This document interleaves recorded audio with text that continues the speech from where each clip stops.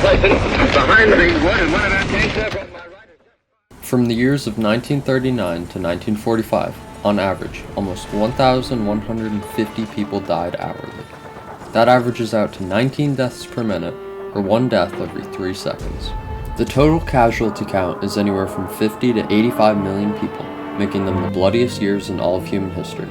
These millions of people were not all military personnel, but instead, many were civilians. Throughout World War II, thousands of war crimes were committed by both the Axis and Allied powers in acts of war such as the Holocaust, the Nanjing Massacre, and the bombings of Hiroshima and Nagasaki.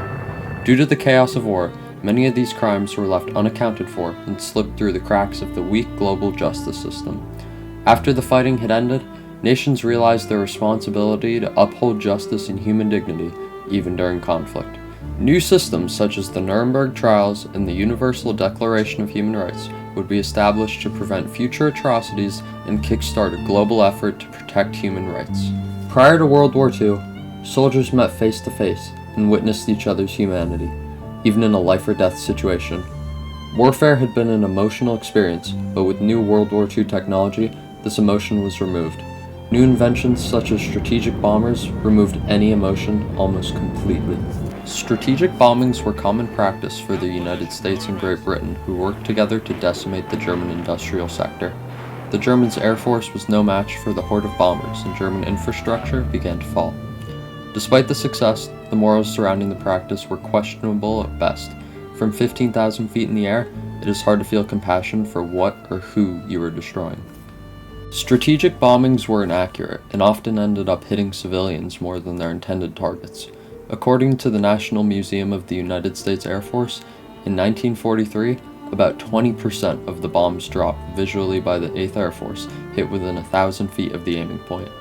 The targets of these attacks were typically factories, military bases, or railways, many of which were located in cities full of civilians.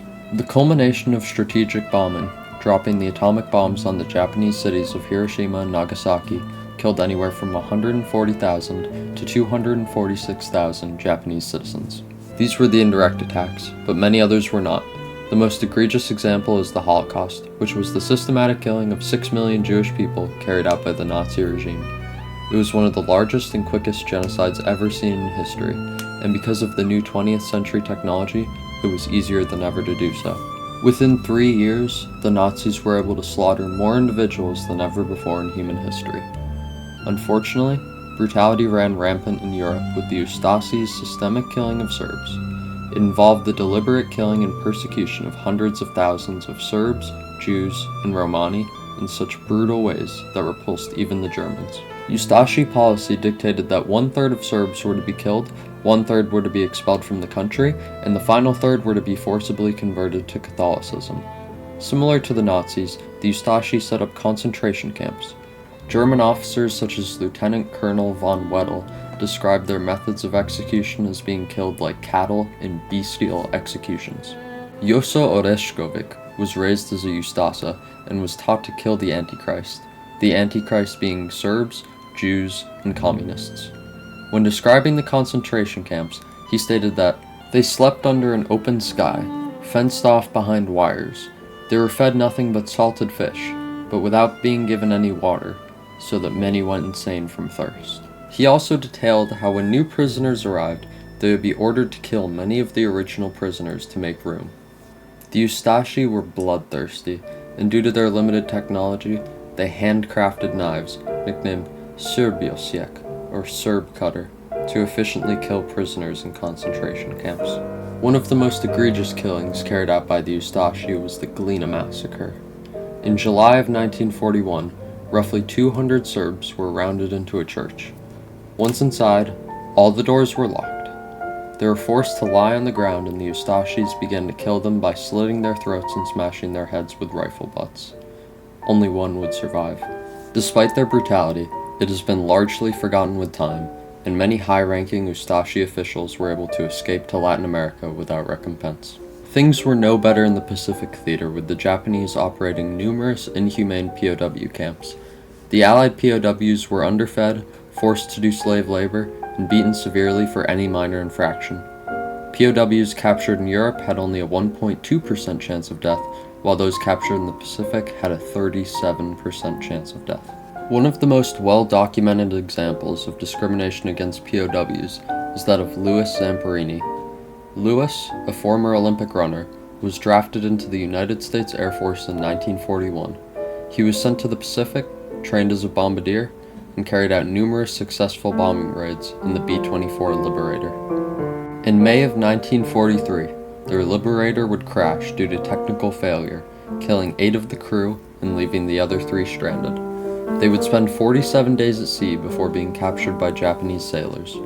Only 2 of the 3 men would survive the initial journey. However, with what was soon to follow, death may have been a saving grace. The 2 would be subjected to constant, indescribable torture, with Zamperini becoming the personal favorite of the brutal Mutsuhiro Watanabe, or the Bird. Watanabe was ruthless and quick to resort to violence, which earned him a spot on General MacArthur's list of the 40 most wanted war criminals in Japan. After over 2 years of starvation, beatings, and just about every form of torture imaginable, the 2 were released in August of 1945 with the conclusion of the war. In the coming years, there were numerous searches for Watanabe. He would never be caught, and all the charges were quietly dismissed in 1952. Many Japanese war criminals were easily able to get away with these atrocities, as Japan was yet to ratify important international laws such as the Geneva Convention, giving other global powers little power to prosecute them for their actions. Nations around the globe realized this weakness, and with the end of the war, began to work towards retaining justice and human dignity. Il faut maintenant déclarer ouverte la première séance de la première Assemblée des Nations Unies. The scale of war had exploded in the early 20th century, and it was not sustainable. Within less than 30 years, the 2 bloodiest wars in history had occurred, and had measures not been created, humanity may have faced its end. With a war of this magnitude, it was hard to worry about rights when most countries were more concerned with fighting. This allowed many crimes to go unnoticed and overlooked on the grand scale of war.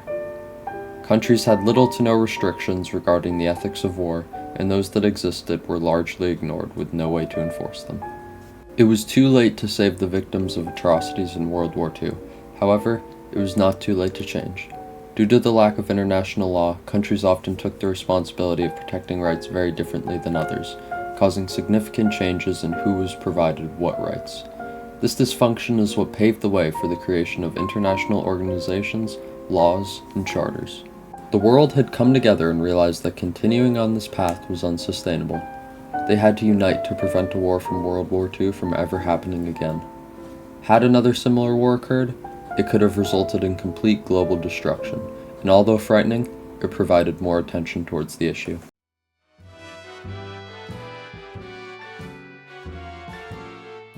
Apart from maintaining peace, the United Nations would create new documents such as the Universal Declaration of Human Rights in 1948, which provided and protected the rights of any citizen in a nation that was part of the UN.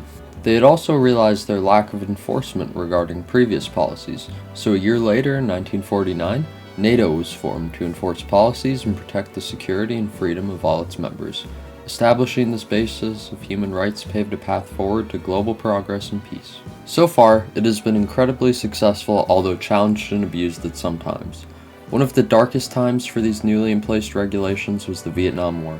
U.S. Marine Corps Colonel Michael J. McGowan stated in an interview that the Vietnamese would abuse these rules by purposely crossing the border into Laos and Cambodia so that U.S. soldiers could not legally fire upon them.